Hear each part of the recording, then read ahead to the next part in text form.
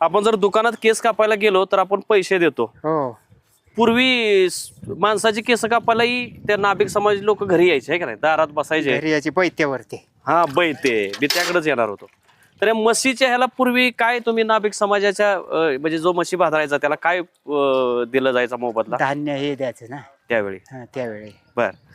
आणि कसं एक म्हस बाजारायला किती साधारण धान्य वगैरे? काय आरशेडी पाहिली द्यायची.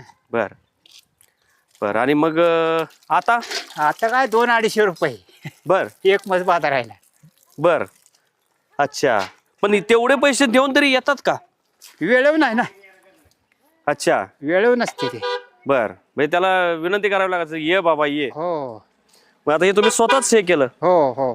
तुम्ही व्यवसाय सुरू करू शकता की तुमचा स्वतः? नाही नाही नाही नाही. नाही. का हो? आम्ही माळे आहे, आम्ही हे कशाला व्यवसाय करू?